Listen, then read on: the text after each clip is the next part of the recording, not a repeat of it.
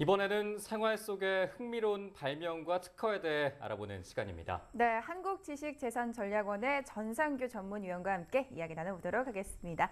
안녕하세요. 안녕하십니까? 네, 오늘은 어떤 소식 가지고 오셨나요? 우리나라는 IT 분야를 선도하는 국가 아니겠습니까? 네. 반도체와 통신에 이어 최근 떠오르고 있는 것이 사물인터넷인데요. 얼마 전 정부에서도 사물인터넷에 집중적으로 투자하여 육성한다는 계획을 발표하고 있습니다. 네. 오늘은 이 사물인터넷에 대해서 소개해 드릴까 합니다. 네, 이 사물 인터넷이 아직까지는 좀 개념이 잡히지 않습니다. 네. 좀 자세히 설명을 부탁드립니다. 네, 말씀하신 대로 사물인터넷은 우리 주변의 사물을 인터넷으로 연결하는 기술을 말하는데요. 네. 지난 1월에 개최된 세스에서도 사물인터넷을 주요 주제로 다뤄지기로 했습니다. 예전에는 전화라고 하면 음성만 이렇게 서로 주고받는 그런 시대였는데 네. 스마트폰이 보급되면서 요즘은 무슨 인터넷을 사용해서 SNS나 동영상을 주고받고 있는데요. 네. 이런 것이 다 인터넷에 연결되어 있기 때문에 가능한 것입니다.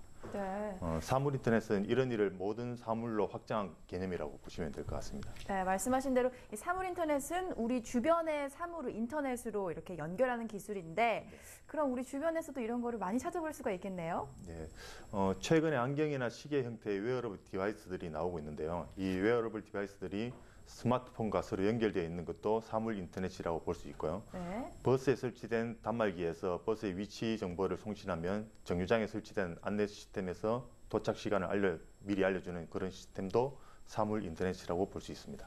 네.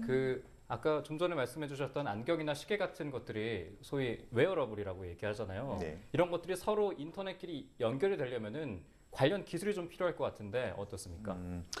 우리 주변의 사물을 인터넷에 이제 주소를 확장하려 하다 보면 IP 주소가 턱없이 모자랄 수가 있는데요. 네. 그래서 IPv4라는 인터넷 프로토콜의 대안으로 나온 것이 최근에 이제 IPv6라고 네. 있는데 이것은 네. 기존의 IPv4보다 무려 300배 이상에 달하는 주소 공간을 가지고 있다고 합니다.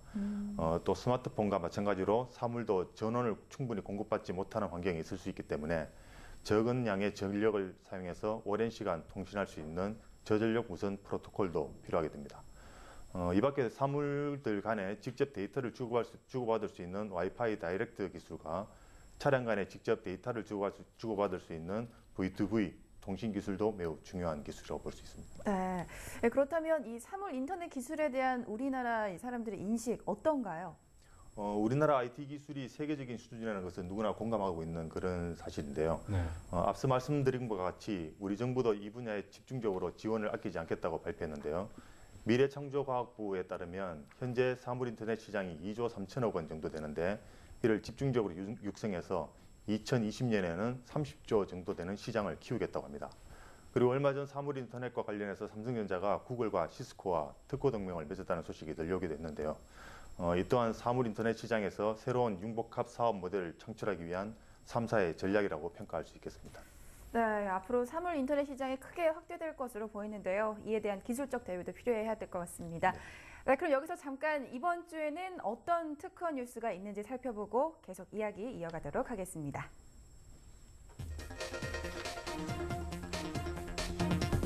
고세대 통신기술 관련 특허 출원이 꾸준히 증가하고 있습니다.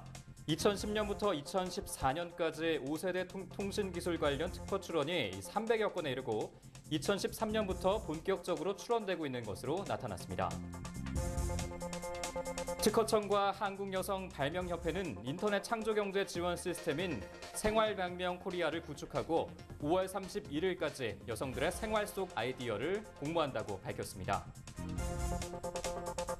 특허청은 4월 1일 제네바에 위치한 세계지식재산기구 본부에서 산업디자인의 국제 등록에 관한 헤이그 협정 가입식을 가지고 7월 1일부터 국제 디자인 출원 제도를 실행한다고 밝혔습니다.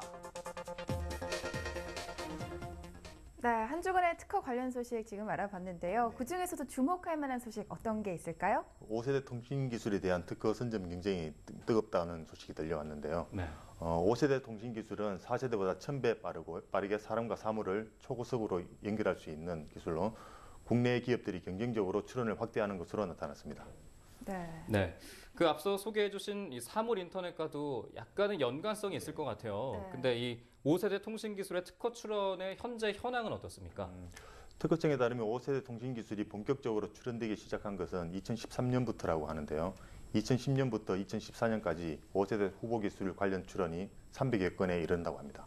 네. 출원을 분석해 보면 대기업과 국가 연구기관이 전체 출원의 약 50%를 차지하고 있는 것으로 나타났습니다. 이렇게 국내외 기업들이 이렇게 5세대 관련 특허를 경쟁적으로 출원하는 이유 어디에 있을까요? 5세대 통신기술은 2020년 정도에 상용화될 것으로 예상되고 있는데요. 네. 네. 아마 그보다 더 빨라질 수도 있기 때문에 5세대 시장에서 주도권 확보하기 위한 기업들의 기술 개발 전략이 반영된 것으로 볼 수 있습니다. 네. 네. 우리 정부도 5세대를 선도하기 위해 향후 7년간 정부 민간 공동으로 약 1조 6천억 원 정도를 투자할 계획인데요. 이와도 무관하지 않을 것이라고 보고 있습니다. 네, 그렇군요.